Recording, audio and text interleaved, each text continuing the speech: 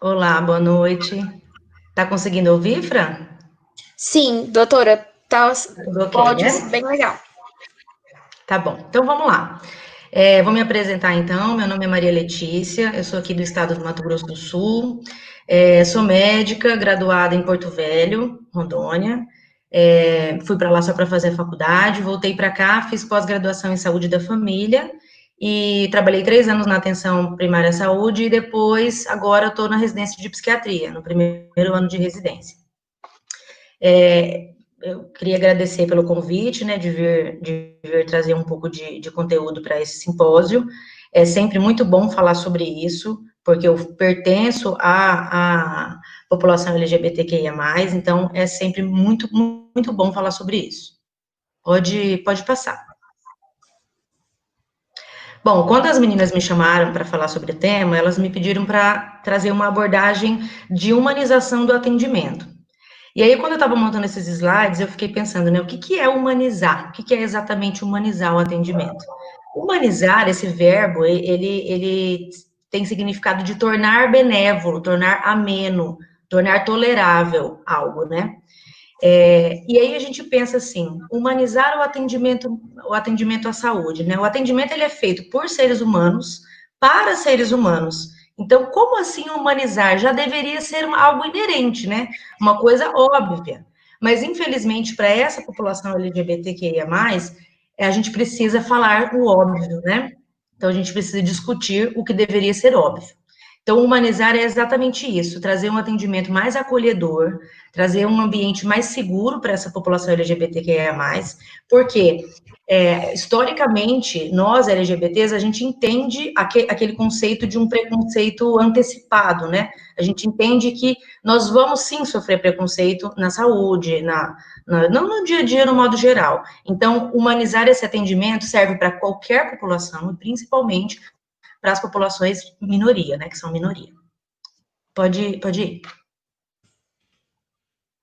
Bom, o Eduardo trouxe sexta-feira para a gente, de uma maneira muito bacana, deu para entender muito bem, as políticas públicas, né? Então, esse tema, a minha aula hoje, não é para falar o que a gente poderia pensar de política pública, não, porque isso tudo já foi pensado, né? Eu trouxe esse slide com uma cronologia dos avanços das políticas públicas LGBT na saúde, isso já existe, a gente não precisa pensar e criar coisas novas, a gente só tem que fazer com que isso. Claro, é sempre bom criar coisas novas, né? Mas a gente tem que fazer com que esses ganhos que a gente teve ao longo dos anos, com que isso seja realmente feito na saúde, né? A gente já tem isso, essa política já existe. Pode dar mais um clique, Fran. A gente tem essa cartilha, né, da política nacional, isso já está escrito, né? Já existe. Então a gente só precisa fazer valer essas políticas que foram instituídas. Pode ir.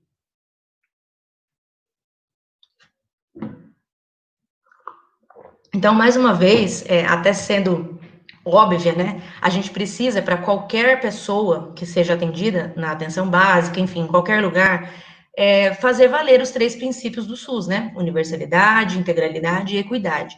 Mas quando a gente fala da população LGBT, a gente precisa garantir a visibilidade, né? Porque se a gente não fala sobre isso, se isso não é ouvido nas unidades básicas, nos hospitais, na graduação, nas universidades, ninguém vai saber sobre isso, né? Então a gente precisa trazer a visibilidade para essa população. A universalidade é óbvio, né? A universalidade é que a saúde é um direito de todo mundo, as pessoas, independente de qualquer coisa, elas têm direito à saúde e elas vão usar a saúde. Esse é o princípio da universalidade. O LGBT também? Claro, o LGBT também, é garantida a universalidade para ele. Mas ele chega na atenção à saúde? Muitas vezes não, por conta daquele preconceito que já é antecipado da pessoa LGBT. Vou falar da equidade. A equidade é exatamente o quê? As pessoas que a gente trata, que a gente cuida, elas não são iguais. Então, por que essas pessoas vão ser tratadas de maneira igual? Não faz sentido, né? É tratar os desiguais de maneira desigual. Então, as pessoas diferentes têm necessidades diferentes. A população LGBTQIA+, muito, muito também, né? Essas pessoas têm muitas demandas diferentes da população de um modo geral. Então, a gente tem que fazer valer a equidade. E a integralidade é a mesma coisa, né? As pessoas não são patologias. Você não está cuidando de uma doença, você está cuidando de um ser humano. Então, a gente precisa integrar, fazer promoção de saúde, fazer prevenção de saúde, fazer o tratamento para uma ocasional patologia que tenha tratamento, e trazer a reabilitação à saúde dessa pessoa. E articular isso a outras políticas públicas, né? Então, aquela pessoa que tem determinada doença, ok, nós vamos fazer tudo isso que eu falei. Mas ela tem moradia, ela tem condições básicas de sobreviver, ela está se alimentando, né? Ela tem os documentos, ou ela fez a troca dos documentos que precisa, é isso aí, é trazer a integralidade. E a visibilidade da pessoa LGBTQIA+. Pode passar, Fernanda. Então, como que a gente pode fazer para valer, para nesse, tá? Como que a gente vai fazer valer a universalidade e a equidade? A gente sabe que na atenção básica, a gente tem as áreas, né, de abrangência de determinado posto. Então, assim, onde eu trabalhava, que é no Batistão, a gente tem alguns bairros em que essa nossa unidade atendia, né? Eu não estou trazendo aqui nenhuma proposta de bagunçar esse esquema, porque isso existe, porque é importante, né? Tem que ter uma logística, o atendimento a determinada cidade. Mas eu facilitava o acesso desse LGBT, mesmo que ele não fosse da minha área de abrangência. Então, teve um dia que eu estava navegando no Instagram, e aí eu vi esse rapaz, esse menino, talvez alguns conheçam, ele é um youtuber trans, e ele estava divulgando atendimentos médicos, de psicólogo, de várias profissões dentro da saúde, que atendiam pessoas trans, que tinham capacidade de atender pessoas trans em toda a sua integralidade. E aí eu pensei, eu estava vendo o Instagram dele e falei, nossa, que legal isso aqui, né? Aí caiu minha ficha, eu falei, poxa, eu sou essa pessoa, né? Eu também sou essa pessoa, então eu vou falar para ele, porque algumas pessoas aqui de Campo Grande podem notar isso. E eu mandei mensagem para ele, pode dar mais um clique, Fran. Eu mandei mensagem, dá mais um, isso. Então ele divulgou, na época eu atendia na rede pública, né, no posto, coloquei o telefone do posto, o nome, e eu atendia também na clínica da família da Cacemes, que é um plano de saúde aqui do nosso estado. Então ele divulgou, e depois desse dia eu atendi 7 trans aqui de Campo Grande, em questão assim de um mês, sabe? Essas pessoas sempre existiram, elas estavam ali sempre, mas elas não sabiam como chegar a um atendimento mais humanizado. Eu usei essa ferramenta, um Instagram, uma divulgação, para fazer a universalidade e a equidade valerem dentro do ambiente LGBT. Outra coisa também, eu faço parte da Casa Satine, que é uma iniciativa, um projeto para acolher essas pessoas LGBTQIA+, tanto na parte de saúde, como algumas questões jurídicas, né, trazer um acolhimento a essas pessoas. E eu faço parte, já fazia parte antes na atenção básica, como médica generalista, e faço parte agora, prestando atendimento psiquiátrico para essas pessoas, né, com a supervisão dos meus preceptores, a gente também faz isso. Então, a Casa Satine, às vezes, me mandava uma mensagem, olha, fulano de tal entrou em contato com a gente, precisa de um atendimento. Não interessa qual era a área de abrangência dele. Eu fazia esse acolhimento lá no posto, fazia o atendimento que ele precisava, e, claro, depois eu iria encaminhar esse paciente para a unidade dele, para ele dar seguimento na unidade de referência dele. Mas esse primeiro contato é importante para a pessoa LGBT, porque quando ela vai para outra unidade encaminhada, já com um registro no sistema sobre aquele atendimento, uma anamnese bem coletada, bem feitinho, é muito mais fácil do profissional que vai atender ter mais sensibilidade no acompanhamento desse paciente. Então, foi uma maneira que eu tive de fazer valer a universalidade e a equidade. Pode passar. Também dentro da integralidade agora, né, a gente tem que tornar o acesso a essa pessoa confortável. A gente sabe que hoje é lei que a pessoa pode ter o nome social no cartão do SUS, mesmo que ela não tenha trocado o documento, mesmo que ela não tenha começado o processo de hormonioterapia, mesmo que ela não tenha feito nada disso. É só chegar lá na recepção da unidade de saúde e pedir. Infelizmente, ainda o cartão do SUS, ele traz o nome social embaixo, tem o nome de registro grande em cima, e embaixo vem o nome social. Eu acho que isso deveria, né, ter o oposto, né, o nome social aparecer grande, e como a pessoa ainda não trocou os documentos por questões legais, aparecer o nome de registro pequenininho. Não é isso que acontece, mas já é um ganho. Então, chegou esse paciente que tem essa demanda para você, é bacana a gente sair do consultório, sair de dentro do consultório, vai lá na recepção com esse paciente, conversa com o administrativo, olha, vamos trocar, vamos colocar o nome social. As meninas que trabalhavam lá no posto comigo, elas nunca tinham feito isso. E aí ela falou, mas eu não sei fazer. Eu falei, também não sei, vamos aprender. E a gente foi mexendo e conseguimos trocar de várias pessoas, tá? Pode dar mais um clique, Fran? Agora, para a realidade de Campo Grande, não, volta, isso. Para a realidade de Campo Grande, volta. Isso, deixei. Para a realidade de Campo Grande, então, essa é a ficha do prontuário que nós usamos aqui, chama IJA ou SMS. Também tem o espaço do nome social, tá? Em cima tem o nome de registro e embaixo o espaço do nome social. Muita gente nem sabe que tem, mas tem, tá? Então, vale a pena ir lá no sistema, fazer a troca também do nome, ficar atento quando pegar a ficha, porque às vezes a gente está na pressa ali, só olha o nome e já chama, né? Dá uma olhadinha embaixo se essa lacuna está preenchida, e se tiver, tenha o cuidado e a sensibilidade de chamar essa pessoa pelo nome como ela gostaria de ser chamada, tá? Então, para quem trabalha aqui em Campo Grande ou vai trabalhar, existe isso. Ou para quem é usuário do SUS aqui de Campo Grande, pode pedir para fazer essa adicionar o nome social, tá? Vamos para frente, então. Outra coisa também que eu fiz, que pode parecer uma bobagem, mas que fez muita diferença para o meu atendimento, essa é a sala que eu atendia no posto, e ali no cantinho do computador, acho que todo mundo está vendo, eu coloquei uma bandeirinha. Comprei a bandeirinha na internet e levei para o posto. Para pessoas hétero e cis que entravam na minha sala, ninguém nem percebia. Às vezes alguém percebia, comentava alguma coisa, eu já usava desse espaço para conversar, para falar sobre, né? Mas a pessoa LGBT, quando ela entrava na sala, a primeira coisa que ela olhava, eu via o olhar indo para a bandeirinha. Então, ela já sabia que ali ela seria acolhida, ali ela estaria num ambiente seguro, e ali ela poderia falar de todas as suas demandas, sendo ligadas à sexualidade ou não, ela sabia que ali dentro daquela sala ela era bem atendida, ela seria bem atendida. Então pode parecer nada, né? É uma bandeirinha que eu sei lá quanto que eu paguei, menos de 10 reais. E eu coloquei ali na sala e fez a diferença, tá? Torna o acesso confortável. Vamos seguir. Em relação também ainda à integralidade, né, a gente tem que entender que o indivíduo LGBTQIA+, que precisa de um atendimento, ele não só está trazendo uma patologia ali para você ou uma demanda de saúde, né? A gente sabe que existem os determinantes sociais da saúde, né? Então, por exemplo, falando da população trans feminina, né, as mulheres trans, a expectativa de vida dessas mulheres é de aproximadamente 35 anos. Muitas dessas mulheres estão em situação de rua, tá? Muitas das mulheres trans, homens trans também, a população LGBTQIA+, de uma forma geral, tá? Mas principalmente as mulheres trans, que são, acho que dentro da nossa população, são as mais vulneráveis. Algumas dessas mulheres estão em situação de prostituição, porque não conseguiram um outro trabalho, não tiveram oportunidade para trabalhar de outra coisa, né?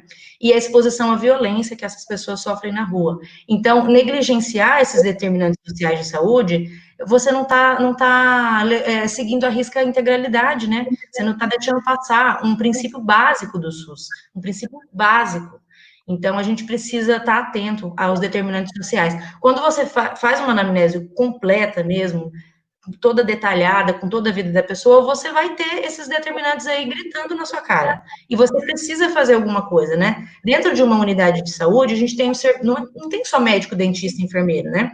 A gente tem o serviço social, a gente tem em algumas unidades o NASF, né, que é um núcleo de profissionais que fazem essa ajuda a algumas unidades, então tem um NASF para algumas unidades, é um núcleo de apoio, tá? Então você pode encaminhar esse paciente para esse núcleo de apoio, tem psicólogos, tem terapeuta ocupacional, isso é muito importante fazer para essa população.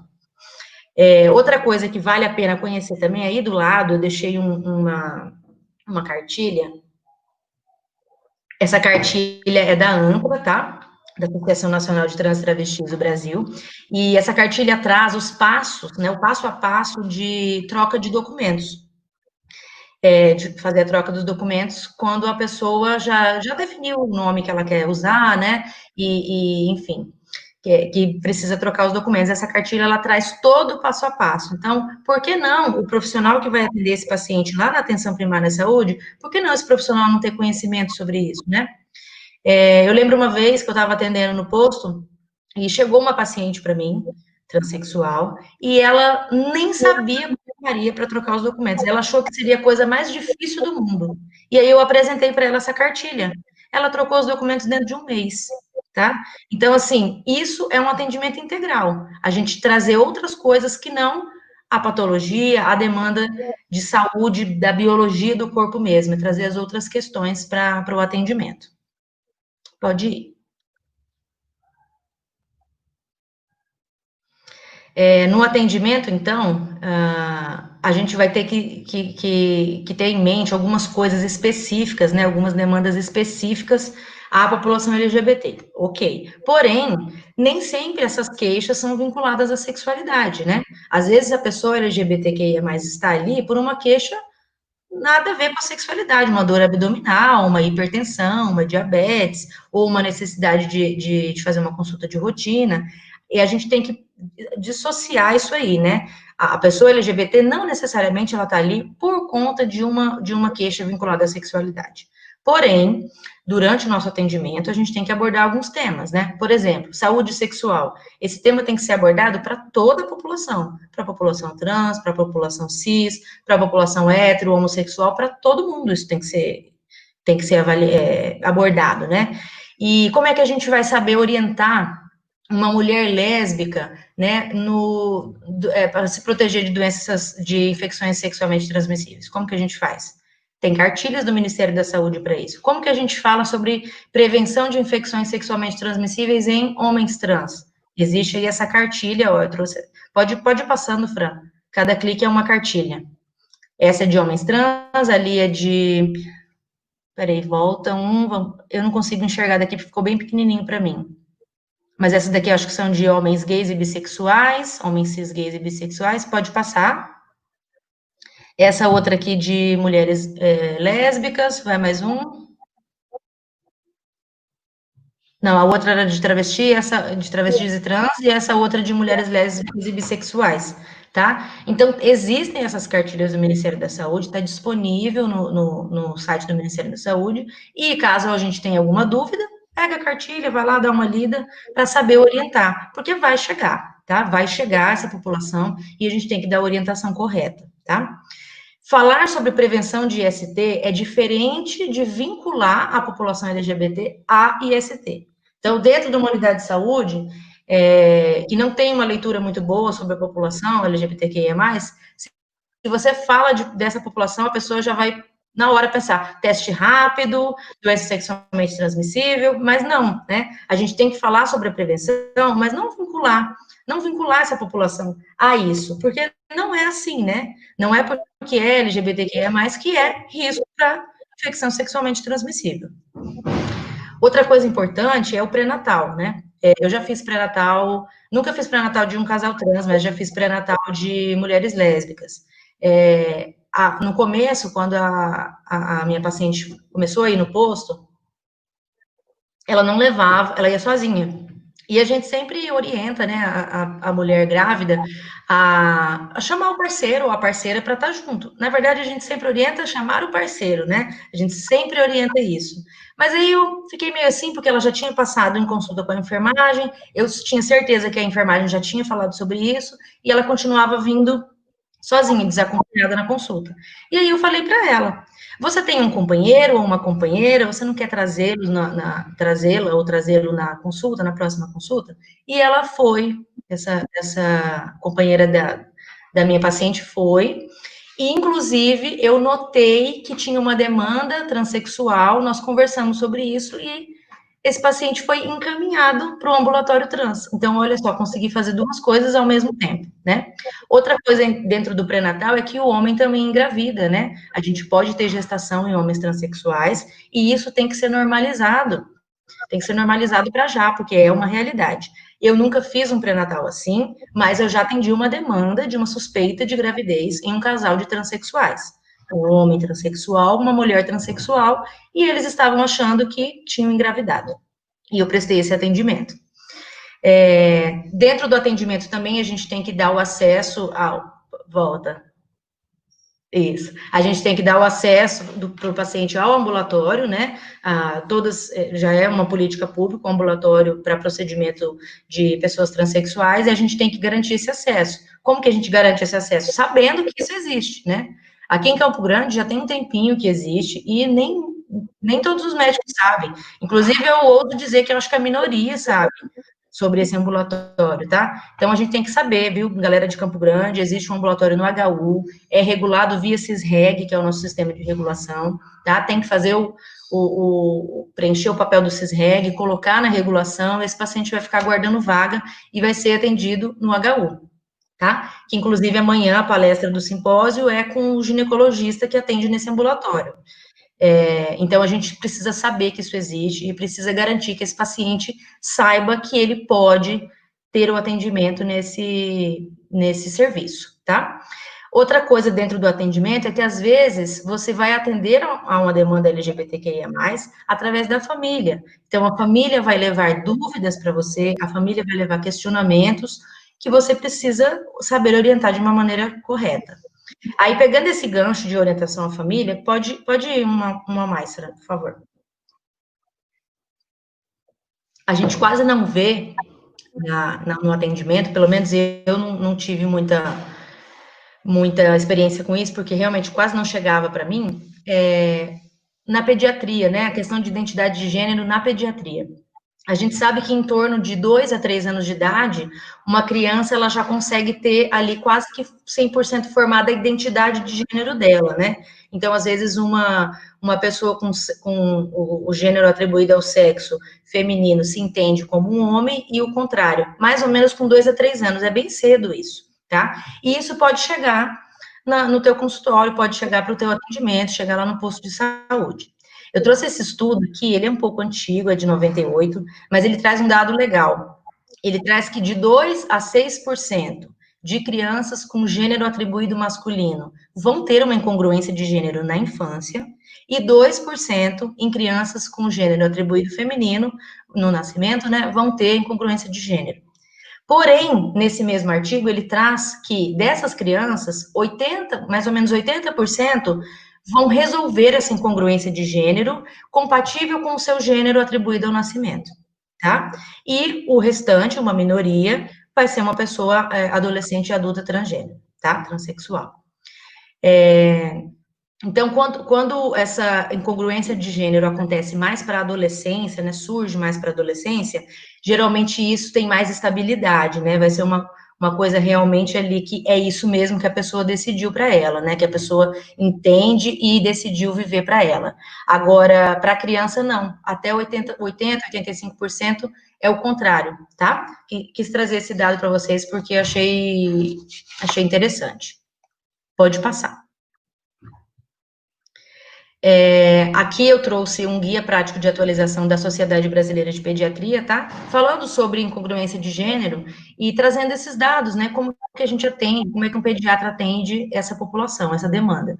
A gente não tem bem uma regulação via Conselho Federal de Medicina sobre essas crianças, né? Diferente de alguns países em que se consegue, no início da puberdade, fazer um bloqueio hormonal, tá? Aqui no Brasil, não. Mas a gente precisa saber orientar os pais dessa criança, saber atender essa criança de uma maneira acolhedora, isso é importante. Esse guia é ótimo, acho que tem umas 18, 20 páginas, lê rapidinho, numa sentadinha vocês conseguem matar ele, é muito bom esse guia. Pode passar. E aí, a visibilidade, né, que eu falei lá, a população LGBTQIA+, ela tem que ter os 3 princípios, né, e mais um, que é a visibilidade. Então, para a gente aprender e ensinar sobre algum assunto, a gente precisa falar sobre esse assunto, né? Não é só ler, não é só ver em novela, a gente tem que falar no nosso dia a dia, tem que trazer isso para o nosso dia a dia. Então, falar com a equipe sobre isso. Então, dentro de uma equipe, vai ter alguém que tem mais, como que eu posso dizer, mais sensibilidade com esse tema, que tem mais intimidade para falar sobre esse tema, explicar alguns termos, algumas coisas. Então, essa pessoa, ela precisa ensinar a equipe, falar sobre isso em reuniões de equipe, falar sobre isso no cafezinho que toma lá na copa, lá do posto, conversar sobre isso, tá? E, da mesma forma, falar com a população sobre isso. Por isso que eu falei lá atrás, na foto do consultório, né, que tinha bandeirinha, quando alguma pessoa cis hétero me perguntava alguma coisa da bandeirinha, eu aproveitava ali uns vários minutos da consulta para falar com essa população sobre, porque só falando e ouvindo que a gente vai conseguir realmente modificar algumas coisas na sociedade de um modo geral. Então, capacitar a equipe, se envolver nos processos, esse envolvimento nos processos é assim, geralmente para o atendimento de quem está dentro de um consultório, né, como era o meu caso, eu era a última que o paciente tinha acesso, né, primeiro ele chegava, passava na recepção, depois ele passava na triagem, às vezes na enfermagem, depois na minha sala.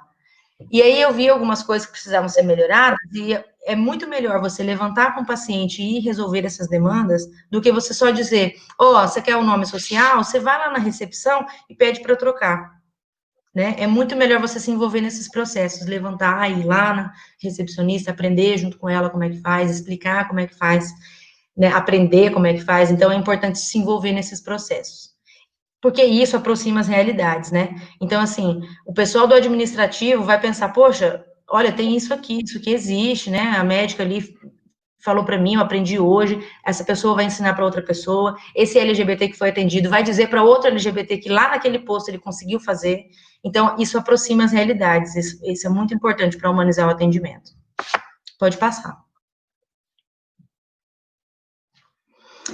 Uma outra coisa que a gente pode usar é assim, para quem já passou em posto ou já trabalha em posto, sabe que a gente tem um calendário da saúde, é um calendário que traz alguns temas chaves para serem falados em palestras de educação em saúde. Então, essas palestras são feitas ou pela equipe de enfermagem, ou por acadêmicos que estão ali rodando na unidade, ou pelos profissionais médicos, farmacêuticos, enfim, pelos profissionais de um modo geral da equipe, né, da unidade. E aí a gente tem esse calendário. Esse calendário que eu trouxe aqui era o que a gente usava na unidade em que eu trabalhava. Então, no mês de janeiro, a gente falava sobre hanseníase, no mês de fevereiro, sobre tuberculose, no mês de março, por conta do Dia Internacional da Mulher, era falado sobre a saúde da mulher e a violência que a mulher sofre, no mês de abril, sobre hipertensão, mês de maio, tabagismo, saúde no trânsito, no mês de junho, sobre doação de sangue, julho, hepatites virais, em agosto, amamentação, em setembro, falava sobre suicídio e saúde mental, outubro, sobre o câncer de mama, novembro, saúde do homem, e dezembro, geralmente, era HIV, ou, às vezes, câncer de pele. Aonde que a gente encontra a população LGBTQIA+, dentro desses locais? Quando que vocês viram alguém fazendo uma palestra de educação em saúde, em qualquer um desses temas, que ele tivesse incluído a pessoa LGBTQIA+. E se fosse para alguém incluir, a pessoa iria querer incluir aqui no mês 12, né? Por quê? Por conta daquela associação que a gente faz da pessoa LGBTQIA+, com infecções sexualmente transmissíveis.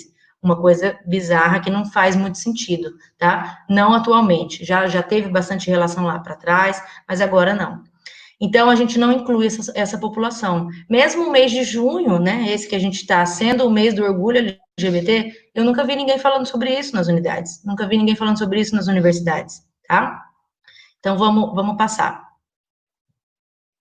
Como que a gente pode, então, incluir a nossa população nesse calendário? No mês de março, falar sobre a violência contra a mulher e falar sobre a saúde da mulher não pode ser feito de uma maneira integral se não incluir a violência da mulher trans, a violência que a mulher trans e travesti sofre todos os dias de uma maneira muito cruel. Então, a gente precisa, com certeza, colocar essa população dentro dessa fala, né? A pessoa que vai falar para a comunidade, ali no posto, para quem está sentado ali esperando a consulta, essa pessoa precisa falar sobre a violência da mulher trans e travesti. A população precisa ouvir isso, tá? O mês de maio, a gente pode acrescentar aí que no dia 17 de maio é o Dia Internacional do Combate à Homofobia. Então, a gente pode usar esse mês para trazer uma palestra em Educação e Saúde sobre a homofobia, tá? Isso também é uma questão de saúde. No mês de junho, como eu já falei, o mês do orgulho, né? A gente comemorou ontem, inclusive. No mês de setembro não tem como a gente falar de suicídio se a gente não falar dos altos índices de suicídio em população trans. Não existe uma fala que não inclua essas pessoas, porque os números são muito grandes, tá? No mês de outubro e novembro, que a gente tem a saúde o câncer de mama e a saúde do homem, né? Eu coloquei que que é importante a gente incluir a população, por exemplo, os homens e as mulheres trans nesse grupo, mas não acho que a gente deva levar isso em palestras, tá? Porque isso vai reforçar aquela ideia da biologia do corpo, né? Ah, a mulher trans, mas tem próstata, o homem trans, mas e a mama? Então, eu quis trazer isso na palestra, mas de uma maneira que a gente fale sobre isso com o paciente de uma maneira mais individual lá no consultório, tá? E em dezembro, em vez da gente associar essa população às ISTs, que a gente convoque toda a população para a gente poder desmistificar essa coisa do LGBT com as ISTs, tá? Vamos passar. Então, vou dar um destaque aqui no setembro, né, que é o mês do combate ao suicídio. A população LGBTQIA+, de uma forma geral, ela tem algo que a gente chama de estresse de minoria, né? Que é um estresse, um sofrimento psíquico que somente algumas minorias, né? Que só as minorias vão sentir. Então, não tem como falar de suicídio se não falar desses números que eu vou trazer agora. Pode passar.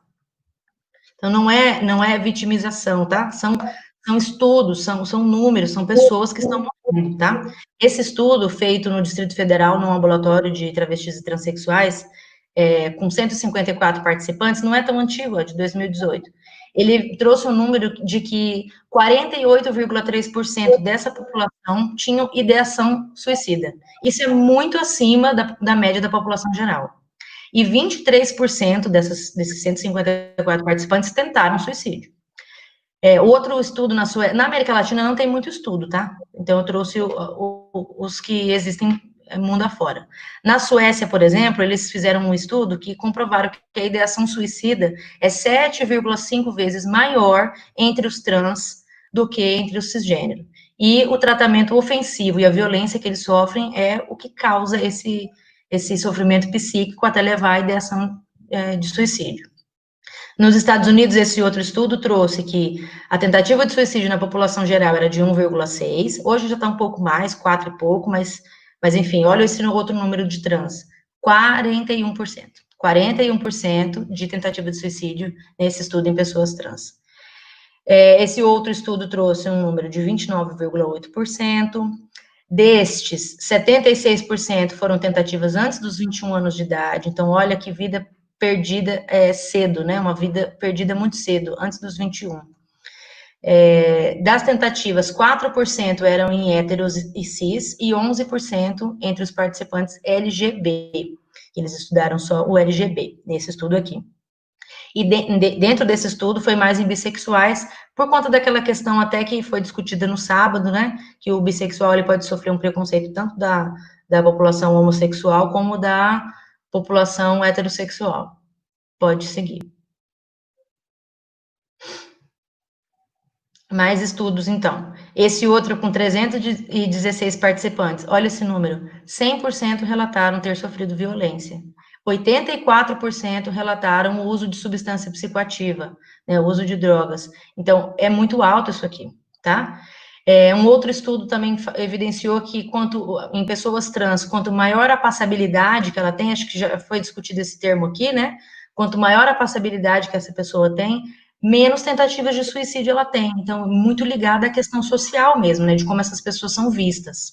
Esse outro aqui trouxe entre jovens trans e não binários um aumento do risco de suicídio, né, mais risco de suicídio do que a população geral, esse de 2016. Esse outro estudo nos Estados Unidos, trans 3,6 mais risco de ideação e 3,2% vezes mais tentativa de suicídio do que cis. Então, esse de 2015.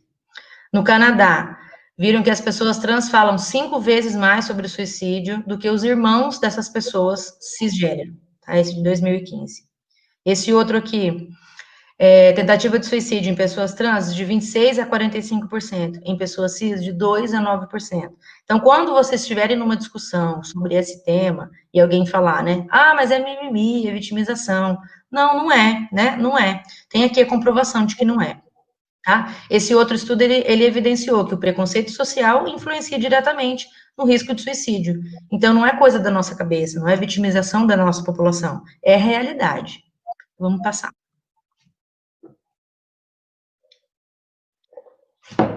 Mais estudos. Trouxe mais estudos. Esse aqui com 180 pacientes, de 12 a 29 anos, 2 a 3, só um pouquinho, gente. Foguei com a água aqui. De 2 a 3 vezes mais diagnósticos de transtorno depressivo maior, de transtorno de ansiedade generalizada, de ideação, de tentativa de suicídio e de autoflagelação, automutilação, né? Pessoa que se corta, se machuca.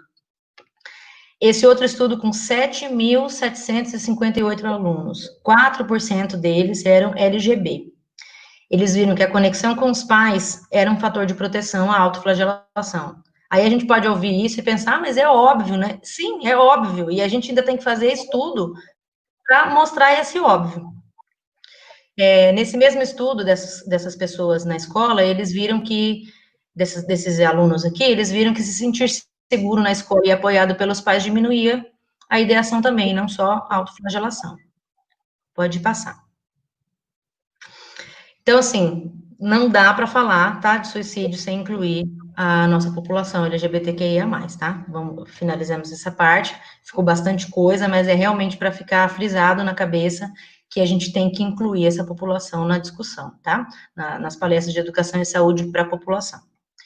Outra maneira também da gente humanizar o atendimento à pessoa LGBTQIA+, é fazer com que a gestão seja participativa, né? É trazer a gestão para perto, é aquilo que eu falei, aproximar as realidades, tá? Aqui a gente até tem, assim, a gente já consegue dialogar até com a gestão, tá? A gestão municipal de saúde, então a gente consegue fazer algumas coisas, algumas iniciativas, é até bacana, mas a gente precisa disso. E para garantir isso, é interessante que a população LGBTQIA+, ocupe o espaço na gestão, né? A gente precisa estar dentro da gestão. Eu não estava na gestão, claro, mas sempre tive sorte, porque lá no posto que eu trabalhava, tinha eu como LGBTQIA+, a médica que trabalhava comigo também era, a gente tinha uma agente de saúde, a gente tem, né? Um agente de saúde trans, a gente tinha mais um agente de saúde gay, e depois que eu saí, continua sendo o posto mais colorido de Campo Grande, eu acho, porque a gente tem bastante representatividade lá nessa unidade, tá? Mas é importante a gente ter representatividade na gestão, dentro da gestão, porque a pessoa LGBTQIA+, dentro da gestão, ela vai ter uma visão melhor para com a população em que ela se encontra, tá? Outra coisa é a representatividade no... Oi? Oi? Pode continuar? Pode. Saiu um som aqui, perdão. Outra coisa é a representatividade no controle das ações. Na atenção primária, a gente tem dentro da população um representante, que é como se fosse um conselheiro do bairro, que participa ativamente das ações das unidades de saúde, tá? A gente tem isso. Eu não sei se em todas as unidades isso funciona, acho que não deve ser bem assim a realidade, mas lá onde eu trabalhava, existia. Era um senhor e não tinha uma pessoa representando as ações voltadas à população LGBTQIA+. Então, a gente poderia ter feito isso. Isso não foi feito na minha época, mas é uma ideia que eu estou deixando aqui para futuramente para os profissionais, tá? Pode passar.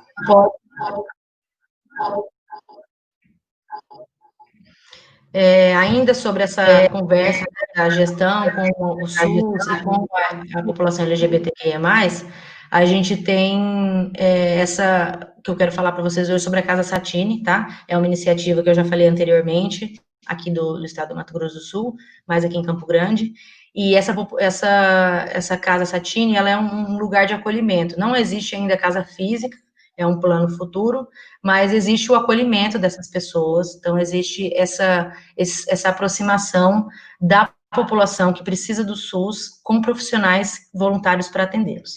Eu deixei aqui esse print aqui de uma pesquisa recente da Casa Satine, tá? Que é sobre o acesso e o atendimento da população aqui em Campo Grande. Então, para quem for de Campo Grande, eu vou mandar os slides para as meninas da organização, e aqui está o link para vocês acessarem o link e responderem essa pesquisa. É exatamente sobre isso que nós estamos falando hoje. É sobre essa nossa aula hoje, essa nossa conversa. É sobre como essa pessoa LGBTQIA+ está sendo atendida na atenção básica. Tá bom? Vamos passar.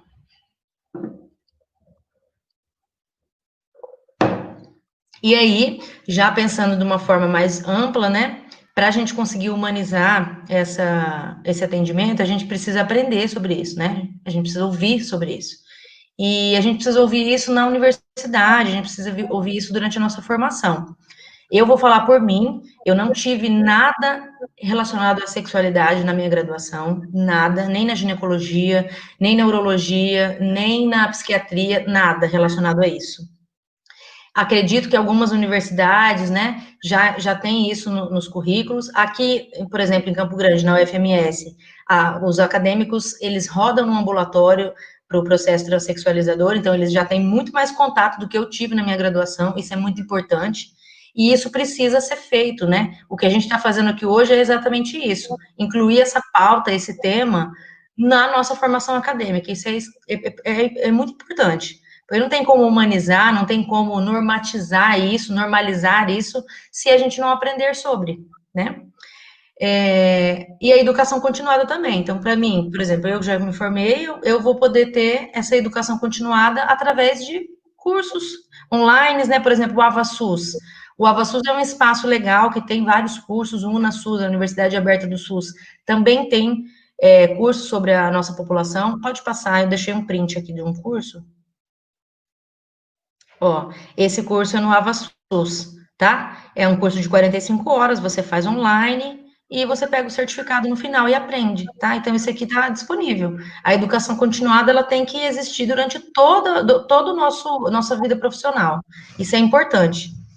Se eu não aprendi na minha graduação, que eu fiz de 2011 a 2016, imagina aquele médico que se formou lá em 1990. Ele não vai ter ouvido falar sobre isso. Então, ele precisa ter a educação continuada para aprender. Pode passar. E aí, assim, já caminhando para o fim da nossa aula, eu vou falar sobre esses conceitos aqui, esses tópicos, e aí vocês que estão assistindo vão respondendo aí na mente de vocês, se vocês conseguiram atingir os objetivos que eu elenquei para essa aula, né? Quais foram nossos objetivos para essa aula? Vamos ver se vocês conseguiram. Saber diferenciar, né? Saber a diferença entre orientação sexual e identidade de gênero. Nós não falamos muito sobre isso hoje, mas já foi falado na sexta, foi falado no sábado. Então, se você sabe essa diferença, ponto positivo, ótimo. Você já sabe mais do que muita gente. Não heterossexualizar as pessoas, né? Chegou uma pessoa na sua frente, você já pensa que ela é hétero. Isso a gente faz na nossa cabeça mesmo, o tempo inteiro. Isso aí é nosso, né? Foi a maneira como a gente cresceu e se desenvolveu. Mas a gente precisa voltar, né, nesse aprendizado. A gente precisa desconstruir isso aqui. Se você já está pensando sobre isso, ponto positivo para você. A gente tem que reconhecer que a população LGBTQIA+, tem mais vulnerabilidade, reconhecer essa vulnerabilidade. Se você já consegue fazer isso num atendimento, ótimo, mais uma coisa positiva, tá sabendo mais que muita gente. Outra coisa, não patologizar a transexualidade. Então, muita gente ainda pensa que isso, por ser uma coisa que é trazida, por exemplo, no CID-10, né, para quem tem mais contato com o CID-10, que é o códigozinho da doença que a gente tem, ainda é um CID, a transexualidade, é um CID F64, se eu não me engano. Só que no CID-11 isso caiu como uma incongruência de gênero, então já está melhorando, as coisas já estão melhorando, mas já faz tempo já que a transexualidade não é considerada doença mais, então a gente tem que despatologizar esse termo, tá? Muitos aqui, eu acredito que depois desses 3 dias aí de simpósio, já conseguem, com tranquilidade, não patologizar uma pessoa trans. A gente também tem que reconhecer as múltiplas necessidades das pessoas para além da orientação sexual e da identidade, né? Então, é aquilo que eu falei anteriormente. Essas pessoas vão trazer queixas para você que não são ligadas à sexualidade. Então, reconhecer essas outras necessidades. E não só uma queixa de saúde biológica do corpo, mas uma queixa social, né? As demandas sociais de saúde precisam ser reconhecidas. E eu acredito que todo mundo vai sair desse simpósio, vai completar o simpósio amanhã sabendo reconhecer isso. Abandonar alguns termos péssimos que a gente não deve usar nunca, né? Homossexualismo, opção sexual, ou travesti, traveco. Eu coloquei esse aqui, mas não dá, gente. Esse traveco aqui não é aceitável mais em lugar nenhum, esse tipo Nunca foi, na verdade, né? Mas agora muito menos. A gente sabe muito mais sobre a população travesti, e esse tipo de termo aqui, ele tem que ser abolido da fala de qualquer pessoa. Pode passar. Quantos estão gabaritando aí os objetivos? Espero que muitos. Outra coisa, o SUS é laico, né? É laico e é plural. Então, a gente não pode, de maneira nenhuma, deixar as nossas crenças individuais, as nossas, a maneira como a gente vive a vida pessoal, interferir no nosso atendimento dentro do SUS. O SUS é laico, e ponto. Então, não tem religião que vai alterar a maneira como você atende uma pessoa, nada disso, tá? Não fazer perguntas invasivas para essa pessoa sobre a genital, sobre o nome de registro, sobre cirurgias, tá? A menos que seja algo em que aquele paciente esteja levando alguma demanda, né? Aí, claro, você vai falar sobre isso. Mas não sempre. Ah, vou atender um trans, vou perguntar para ele se ele quer operar, vou perguntar para ele se ele já trocou o nome. Não. Você pode falar sobre isso de uma maneira mais sutil e esperar que a demanda desse paciente venha até você, tá? Orientar sempre, tem que orientar sempre para o serviço de referência para pessoas transexuais. Então, aí onde vocês estão, na cidade de vocês, tem que localizar onde é o centro de referência para tratamento, para acompanhamento e uso do hormônio aí na tua cidade, e saber orientar essa pessoa para o serviço de referência. Falei tratamento, mas não é tratamento, tá, gente? Porque não é doença, é hábito. Agir com equidade, então nós já falamos o porquê que tem que agir com equidade, porque é uma população que precisa. Reconhecer as novas constituições familiares, então reconhecer que vai chegar uma família com 2 mulheres, vai chegar uma família com um homem trans e uma mulher trans, vai chegar uma família com 2 homens cisgênero homossexuais, vai chegar vários tipos de família, e isso é ok, né? São novas constituições familiares, a gente tem que saber reconhecer isso. Então, como eu dei aquele exemplo lá, aquela mulher que tinha uma companheira na época, que hoje está fazendo o acompanhamento no ambulatório, né? Era uma família nova lá no posto pra gente, era uma família nova. Então, a gente precisa reconhecer essas constituições. Garantir a resolução das demandas específicas, tá? Isso aqui, então, a pessoa foi lá com uma demanda específica LGBT, a gente tem que garantir que vai ser resolvido. Eu fui para buscar um encaminhamento para o ambulatório, eu preciso resolver isso aqui. Se eu não sei encaminhar, se eu não sei para onde que eu vou mandar, eu vou atrás de saber, então. Eu vou lá na minha gerência, eu vou pedir o protocolo de encaminhamento, eu vou ver para onde que eu encaminho esse paciente, o que esse paciente precisa ser encaminhado, eu tenho que resolver isso, eu tenho que saber resolver isso. Através desses objetivos, a gente consegue quebrar o ciclo da homofobia institucional daquela unidade. Então, se a gente consegue tudo isso, a gente quebra esse ciclo. Se a gente não fala sobre isso, a gente não vai quebrar esse ciclo. E passarão 5, 10, 20 anos, e a unidade vai ter sempre aquela homofobia institucional. Então, a gente precisa quebrar isso. Todos nós que estamos aqui hoje falando sobre isso, é nosso dever quebrar esse ciclo, tá? Pode passar. E aí eu quero encerrar a aula trazendo a foto dessa mulher muito bonita, a Marsha P. Johnson. Eu não sei se vocês já viram o documentário que tem sobre a vida dela no Netflix. A Marsha foi uma mulher travesti, ativista, militante, uma das personalidades que encabeçou a rebelião de Stonewall, naquele bar, né, que deu, foi através desse dia que a gente tem o Dia do Orgulho, que foi ontem. Então, ela foi uma das personalidades que encabeçou esse movimento. Com certeza, essa mulher travesti, lá na época dela, ela nasceu em 45 e morreu em 1992. Talvez algum dia ela tenha parado para pensar, será que um dia alguém vai estar falando sobre a gente com respeito? Alguém vai se interessar pela nossa saúde? Alguém vai se interessar em fazer um ambulatório para a gente conseguir nossos hormônios de uma maneira legal, né, e não clandestina, e não a olho, sem um acompanhamento profissional? Com certeza, um dia ela pensou sobre isso. E hoje nós estamos fazendo exatamente isso, que um dia ela deve ter sonhado, tá?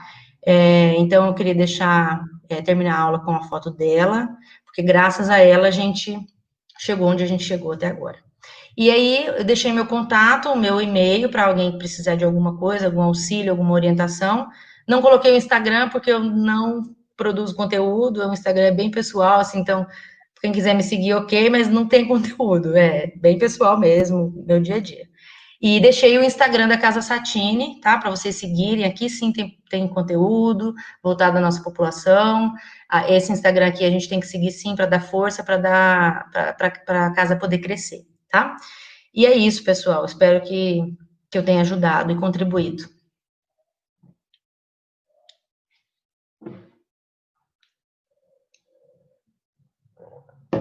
Tá bloqueado seu microfone.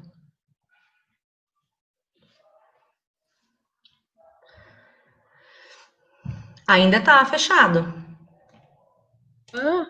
Acho que agora foi, né? Sim. Muito obrigada, doutora, pela palestra. Está sendo muito elogiada aqui no chat. E a gente tem algumas perguntas. Tudo bem? Tá. Uhum. Então, a primeira pergunta é assim, Maria, quais são as doenças psiquiátricas que você mais identifica em pessoas trans e da comunidade LGBTQIA+, como um todo? Ideação de suicídio, depressão, ansiedade, essas são as que eu mais tenho. Não sei por que eu tenho atendido muitas pessoas trans lá onde eu estou trabalhando agora, no CAPS Afrodite, aqui em Campo Grande. E eu tenho atendido uma demanda muito grande de pessoas trans. Geralmente ansiedade, depressão, e muitos casos com o que a gente vê de pior na psiquiatria, que o pior para nós é o suicídio, né? Muitos casos de suicídio, tentativa de suicídio, chega para mim, para nós, da psiquiatria, de modo geral. Antes de começar de falar outra pergunta, doutora, eu vou só dar uns avisos bem rapidinhos. Gente, sobre a questão do formulário. A gente teve um problema técnico, a gente não conseguiu colocar ele na descrição do vídeo. Então, a Isis, ela tá aí no chat e ela vai estar mandando através dos comentários. Ela vai mandar mais de uma vez. Fiquem calmos. Se vocês ficarem mandando perguntas sobre, tipo, onde tá o link, vai subir ele mais ainda e vocês não vão conseguir achar. Sobre as outras aulas que foi perguntada, a gente vai disponibilizar todas as aulas com autorização dos palestrantes, é claro. Só que, por enquanto, elas não estão disponíveis porque a gente vai passar elas para um processo de edição, para colocar um Vine bonitinho, para ficar melhor apresentável para todo mundo depois, tá bom? Então, tenham paciência com a gente, por favor.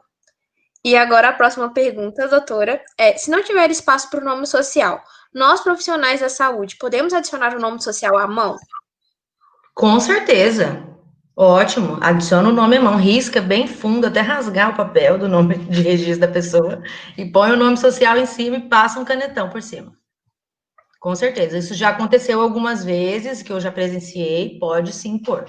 Aí, assim, se essa pessoa ela não trocou ainda os documentos, e às vezes você precisa prescrever alguma medicação que é de controle especial, aí você vai ter que abordar com a pessoa que você vai precisar pôr o nome de registro dela na receita, senão não vai conseguir comprar. Então, você coloca bem pequenininho, acrescenta, explica para a pessoa e libera a prescrição, a receita. Como iniciar um projeto para atendimento à população LGBTQIA+, dentro da minha universidade? Poderia dar algumas dicas? Faço uma faculdade estadual. Para atendimento, lê o comecinho da pergunta de novo. Um projeto para atendimento à população LGBTQIA+. Não é fácil, não. Você vai ter que reunir a Casa Satine, inclusive, pode dar várias dicas. Vai lá seguir a Casa Satine, que a gente começou agora o projeto da clínica social, então eles sabem perfeitamente dar essa orientação. Mas você vai precisar reunir um grupo de pessoas profissionais que tenham a capacitação para atender, e isso precisa estar vinculado a alguma instituição, né? A gente não pode atender uma pessoa sem um vínculo institucional, então eu tenho que ter um prontuário, eu tenho que escrever qual foi o atendimento que eu fiz para aquela pessoa, e isso precisa estar vinculado a essa instituição.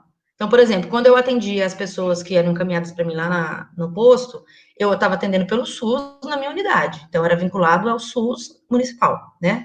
Hoje também, mesma coisa, quando eu atendo um paciente lá no CAPS, encaminhado pela Satine, eu estou atendendo ele dentro do contexto do CAPS.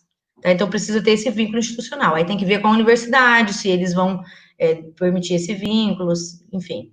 Acho que, não sei se eu ajudei, mas é por aí. Poderia falar um pouco sobre a persistência da população como fator de risco para STs em literatura e na academia? Repete para mim, por favor. Poderia falar um pouco sobre a persistência da população como fator de risco para ISTs em literatura e na academia? Persistência? Isso, Ixi, acho que eu não entendi persistência. a pergunta. Poderia falar um pouco sobre a persistência da população como fator de risco para ISTs e na literatura e na academia. Que sempre é citado demais em relação a isso. Ah, tá. Ó, eu tive ajuda aqui do Murilo. Entendi, agora eu acho que eu entendi. É sobre essa persistência de associar a população LGBT com as ISTs? Isso, Ah, isso. tá. Desculpa, gente, mas, enfim, melhor perguntar do que responder outra coisa, né? Isso é uma pena porque a gente não pode associar, não colocar o LGBT como um grupo de risco, né? Não é um grupo de risco. Você tem que avaliar a exposição que aquela pessoa tem, tá? Então é uma pena, infelizmente, a literatura trazer, mas as literaturas mais recentes já estão colocando de uma maneira mais adequada sobre isso, né? Incluindo o LGBT de uma maneira mais adequada, mais respeitosa, inclusive. Então é uma pena. Um dia que um professor de vocês ou alguém estiver falando sobre isso, vocês podem trazer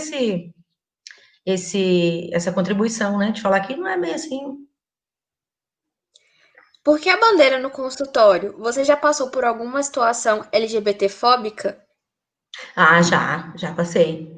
Eu coloquei a bandeira no consultório, que é justamente no intuito da pessoa LGBT, quando pisar o pé ali no consultório, ela já saber que ali é um ambiente seguro e acolhedor para ela, tá? Então foi isso, foi um sinalzinho ali, uma bandeirada mesmo. Levantei uma bandeira ali dentro da minha sala, tá? Não coloquei no posto inteiro, não sei por que eu não coloquei, que deveria ter posto.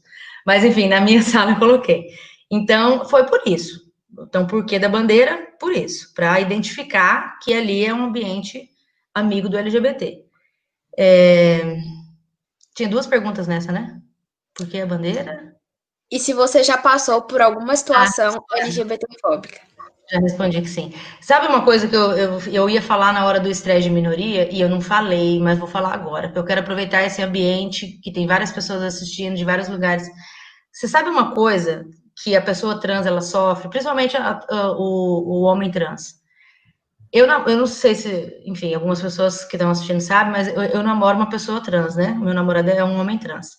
E quando a gente vai sair pra ir num barzinho, enfim, sentar num lugar, uma das primeiras coisas que ele pensa, eu acho que a primeira coisa que ele pensa é se vai ter banheiro adequado para ele. Vocês já pararam para pensar nisso? Alguma vez vocês já pensaram em ir num lugar e aí parou para pensar, será que tem banheiro para mim? Não, né? Talvez a gente mulher até pense na questão da limpeza, né? Enfim, mas vocês já pararam para pensar se vai ter um vaso sanitário lá para você usar? Ou se vai ter porta no banheiro para você usar? E isso um homem trans passa. Poucas pessoas pensam nisso. Eu nunca tinha pensado nisso. Até um dia que o Murilo me falou: será que o banheiro é adequado para mim? E eu pensei, gente, ele tá pensando nisso, a gente nem saiu de casa. E várias vezes a gente já ligou para amigos: dá uma olhada no banheiro aí para ver se tá ok, porque senão a gente nem vai. Né? Porque como que a pessoa vai sentar num lugar para tomar uma cervejinha? Ela vai querer ir no banheiro 30 vezes. Ela vai precisar ter um conforto. Então, quem tem bares, gente, a família de vocês, quem tem esses locais, por favor, coloquem portas e vasos sanitários nos banheiros masculinos. Beijos.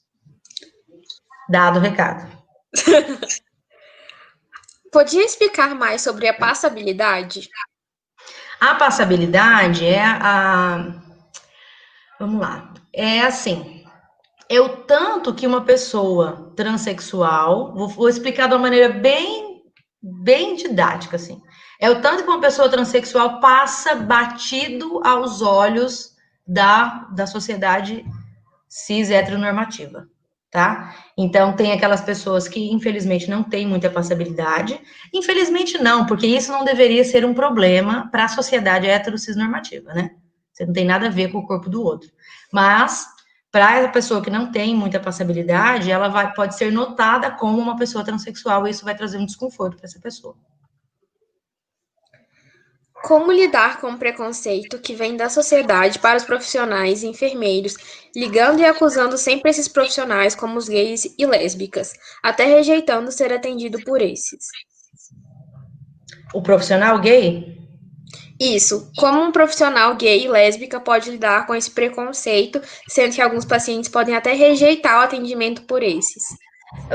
Olha, é difícil, viu? É complicado. Como lidar com isso? é muito difícil, é um sofrimento, né? Vai causar um sofrimento.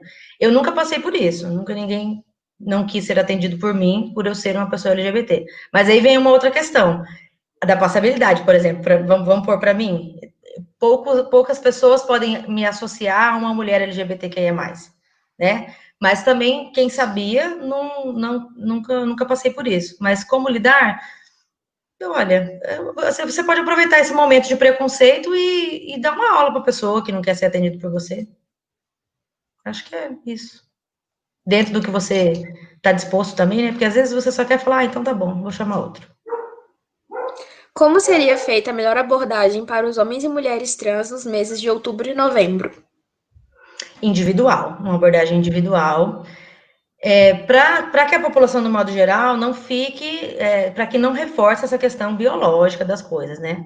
Tipo assim, pode ser que uma pessoa preconceituosa esteja ali ouvindo e fale, aí, tá vendo? Tem próstata, continua tendo próstata, tá vendo? Entendeu? Então, de uma maneira individual. A pessoa chegou lá para você, está na idade de você abordar esse assunto, né? Da mamografia, enfim, da prevenção do câncer de próstata, você fala sobre isso com a pessoa, de uma maneira individual. Tá? Não entendi direito. O que é cis?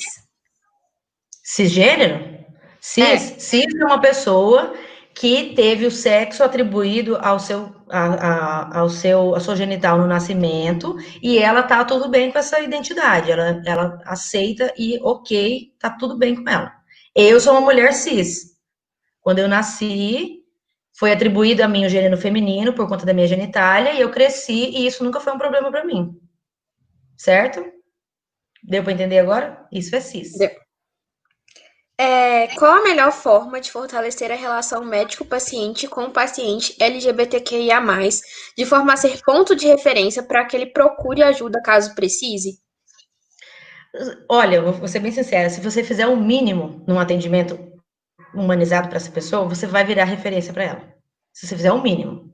Então, um atendimento com respeito, um atendimento acolhedor, você pode ter certeza que vai voltar um amigo dessa pessoa, um parente dessa pessoa, o mínimo, porque a gente está acostumado a não ter nada, né? A gente está acostumado a já saber que vai sofrer o preconceito antes de chegar. Então, esse paciente chegou lá e você tratou com respeito, um paciente trans, você chamou pelo nome social, ele não vai esquecer, vai ser uma referência para ele. Como é o processo aqui no Brasil de mudança de sexo? Mudança de sexo é um termo meio complicado, né? Não é bem assim que a gente fala sobre isso. Mas a gente tem já, dentro da pública, os ambulatórios no Brasil, por aí, aqui em Campo Grande é no HU, mas na cidade de cada um, eu não sei como é. O ambulatório que dá o atendimento a essa pessoa, dá o hormônio para essa pessoa, faz o acompanhamento médico, né? Então, primeiro um atendimento inicial com ginecologia, no caso dos homens trans. Aqui em Campo Grande. Amanhã, inclusive, para essa pessoa que perguntou, amanhã vai ser o ginecologista do ambulatório da HU que vai falar. Então, você já vai aprender muita coisa com ele, tá? Que ele sabe 30 vezes mais do que eu. Mas, de uma forma geral, um homem trans, ele vai passar uma consulta com o ginecologista, estando tudo bem, ele vai começar o hormônio masculino, a testosterona, e vai fazer o acompanhamento. A mulher trans, a mesma coisa. Ela vai tomar os hormônios ditos femininos, estrógeno e progesterona, para fazer o processo dela, tá? Então, é assim. Agora, cirurgias, aí tem alguns locais que fazem. Aqui em Campo Grande já começou a fazer a mamoplastia masculinizadora, que é a retirada do tecido mamário, tá? Tem a cirurgia de vulvoplastia, tem a neofaloplastia, que é a cirurgia para fazer um pênis. Ainda é muito experimental no Brasil. Então, o processo a pessoa vai numa unidade básica, passa por atendimento médico, e vai ser encaminhada para o ambulatório referência da cidade dela. E aí, lá, a vida dela vai rolar. Vai usar hormônio, enfim, vai passar pelos atendimentos que tem. Psicólogo, fono, por aí vai. Você já atendeu pessoas intersexo? Como foi esse processo e o tratamento dispensado? Nunca atendi. Nunca atendi. Às vezes eu já atendi, mas não foi mencionado isso, né? Eu lembro que o Edu trouxe um dado na sexta-feira que a prevalência de intersexo é mais ou menos igual de pessoas ruivas, né? Então, assim, é comum, é uma coisa comum, né? Não é falar que é uma minoriazinha, é comum até. Mas eu nunca atendi. Então, não posso falar sobre. Como introduzir essa abordagem ainda na faculdade? Como fomentar questões LGBTQIA+ na faculdade?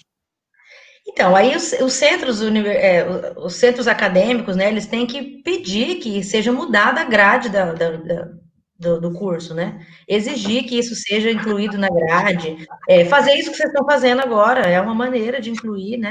Fazer esse simpósio LGBTQIA+, é uma maneira, mas isso tem que ser incluído no currículo de formação mesmo. Então, os centros acadêmicos têm que ficar no pé aí da reitoria, de quem faz isso, para acrescentar e pôr isso no currículo.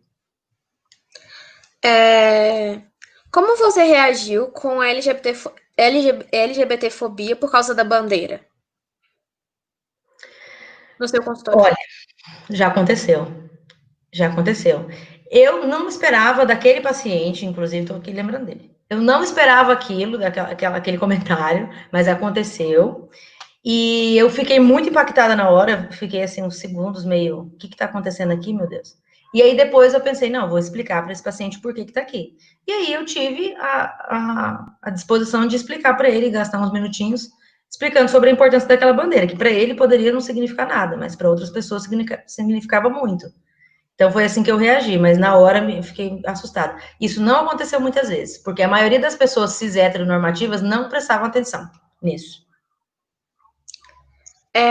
Como uma pessoa trans pode solicitar atendimento pela Casa Satine? E como você se sente em atender a população LGBTQIA+.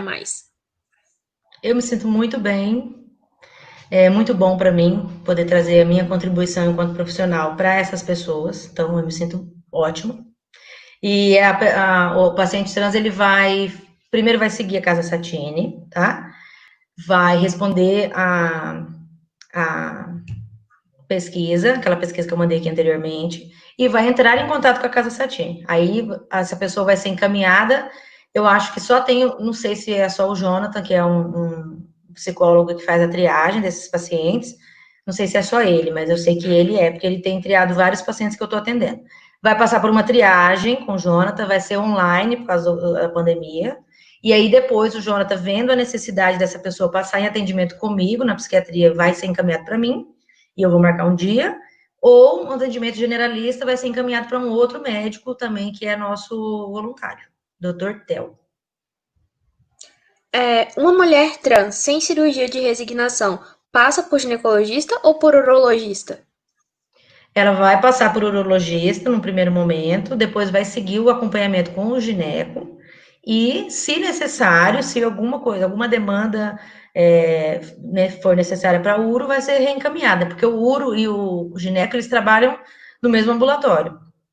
Então, no primeiro momento, vai ser o uro, depois vai ser o gineco, e vai continuar com o gineco, e se precisar, tem uro. É assim para os homens trans também, só que o contrário, né? Primeiro vai no gineco, depois fica no uro. Então, doutora, foram essas as perguntas. E nós, da organização do evento, queremos agradecer enormemente a sua presença.